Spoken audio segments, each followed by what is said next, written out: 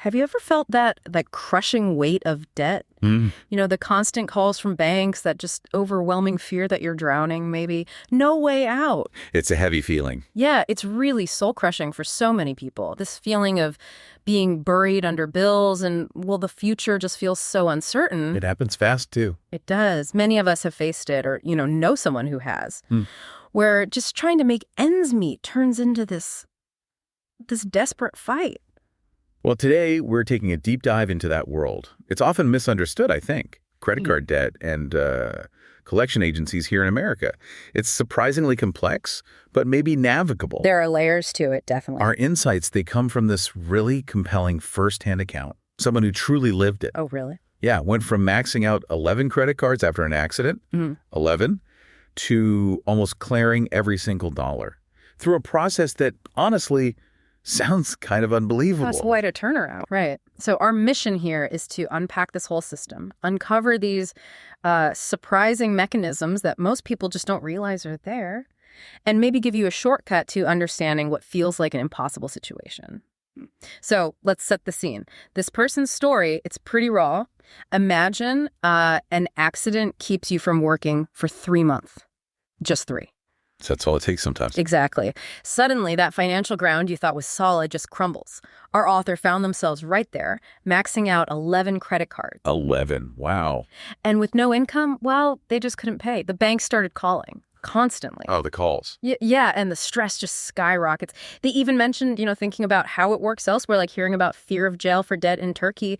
It really shows the panic they were in. That cultural context adds another layer of fear, doesn't it? It does. It's a stark reminder of how quickly things can just pivot, leave you feeling completely lost. It truly is.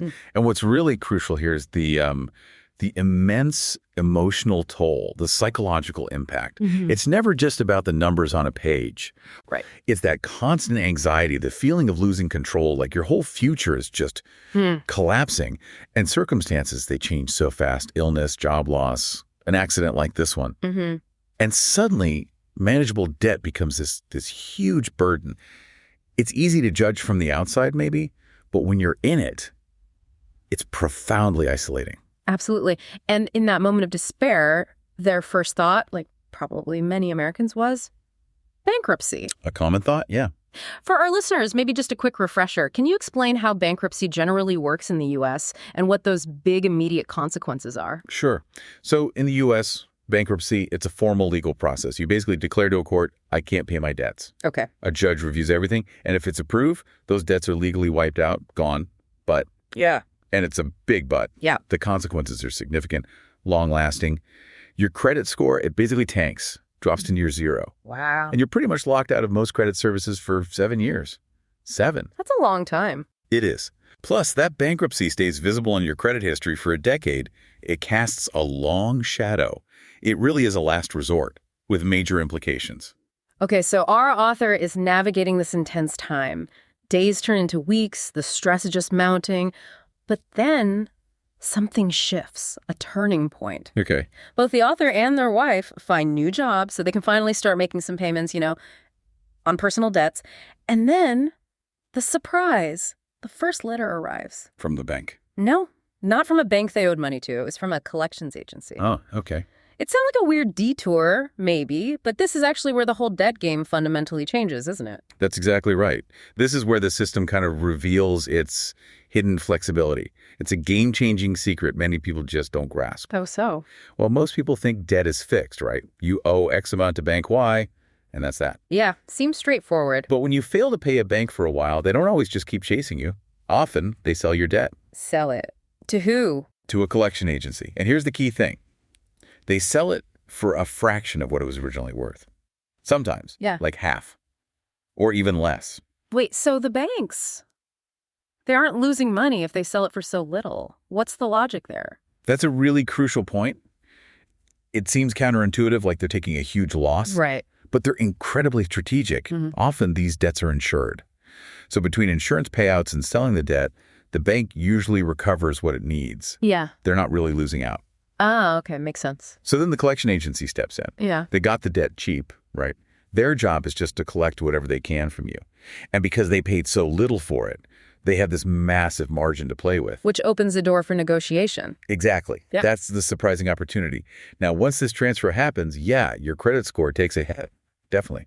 But the whole dynamic shifts. And this creates this weird opportunity for the person in debt that most people probably don't even know exists, right? Just say. Our source gives a concrete example. Let's say your original credit card debt was $3,750. Okay. The agency might send you a letter saying something like, hey, we've reduced your debt to $1,500, pay this, and the whole balance is settled. A huge difference. Massive. And they might even offer installments, to make it easier. Indeed. And what's often missed here is how this system, it sounds daunting at first, but actually creates this unique space for negotiation. Right. People facing overwhelming debt often assume it's just fixed, unchangeable. They feel trapped. Totally. But this mechanism means the debt isn't with the original bank anymore. The new owner, the agency, has a really strong financial reason to settle for less. It opens a door to actually resolving it, a path that many people, caught up in all the fear and stress, might not even see. It offers a way to, take back some control. And that is exactly what happened to our author. That very first letter they got, it offered to settle a debt of $3,822 for just $1,390. Wow, less than half. Yeah. I mean, can you imagine the relief? Suddenly realizing, okay, with both incomes, even working weekends, we can actually manage these reduced payments. Changes everything from impossible to possible. Exactly. Challenging, sure, but achievable. It shifts the whole mindset. So from there, they started getting more offers like that for the other cards. And here's where it gets even more, inspiring, I guess. A dear family friend actually helped out, contributed about $5,000. Oh, that's wonderful. Huge help. It allowed them to pay off 4 of the credit card debts in lump sums, just gone. And crucially, they checked online afterwards.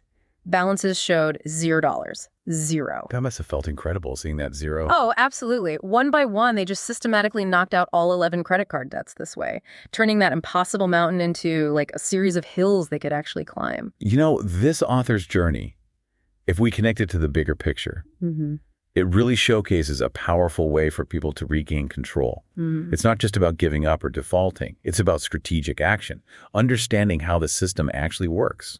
Right, using the system. Exactly. It shows that even when it feels completely hopeless, negotiating with these agencies can offer a real, tangible way forward. It lets people get back on their feet financially rather than just getting pushed towards bankruptcy. Yeah. It's really about empowerment through knowing how things work. And it wasn't just the credit cards either. The story also includes this almost unbelievable win with a car loan settlement. Wow. The original loan was $21,000, the settlement offer they got. Just $6,330. Yeah, that's huge. Isn't it? And as they were writing this account, they only had 2 installments left on that settlement, almost clear of that final big debt too. That's incredible. It really highlights how significant the reductions can be across different kinds of debt, not just credit cards. Okay, so picture this. All this hard work, successful negotiations, debts are paid off. They must be thinking, finally, free. The relief. But then, one last twist, often overlooked. They started getting these forms in the mail from each bank. Form 1099-C. Ah, the 1099-C. The final surprise. Yeah. For our listeners, what exactly is a 1099-C, and why is it so important after you settle a debt? Right. This is the piece that often catches people off guard. So a Form 1099-C, it's officially called cancellation of debt. A lender sends it when they forgive or cancel $600 or more of debt you owed them. All right. So let's use your earlier example. You owed $3,570 on a card, but you settled for $1,500. Right. That difference, the $2,070 that was forgiven, Right. the IRS considers that income. Income, but you didn't get money. Exactly. It feels weird. But you have to report that forgiven amount on your tax return. It's considered taxable income. That does sound counterintuitive. Why is debt forgiveness income? What's the IRS logic there? And what are the key things someone needs to know managing taxes after a settlement? Yeah, it's a crucial point, and, well, it makes sense from a tax perspective, even if it feels odd. How so? From the IRS's view, you received a direct financial benefit. You didn't have to pay that $2,007. Okay. So, effectively, your net worth increased by that amount, just like if you'd earned it. Yeah. So they see it as a form of financial gain, taxable gain. Okay, I see the logic now. It really just underscores how important it is to understand all the angles of debt settlement. including these, sometimes overlooked tax implications. It helps avoid nasty surprises come tax season. It's a reminder that even good news, like settling debt, can have strings attached. It really is quite a journey when you step back and look at it all. Surreal, almost. Going from feeling like you're literally drowning in debt, fearing the absolute worst, Yeah. to figuring out how to strategically negotiate these settlements for just a fraction of what you owed. And then finally, being right on the edge of clearing every single dollar. It's a path, like the author said, they could hardly believe themselves if they hadn't actually lived through it. So what does this all mean for you listening? Well, it means that really understanding the mechanics of debt, even when it feels completely overwhelming, it can actually open up unexpected ways to resolve things. Yeah, there are paths. Exactly.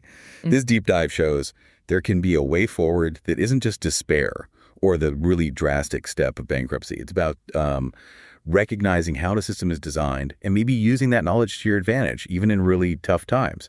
It empowers you to take some control back. And that leaves us with a really thought-provoking question for you to maybe chew on. What does this whole system where banks sell off debt for, pennies on the dollar, and then collection agencies negotiate for just a fraction of the original amount, what does that truly reveal about the inherent value of debt itself? And maybe about the complex power dynamic between us, the debtors, and the financial institutions here in America?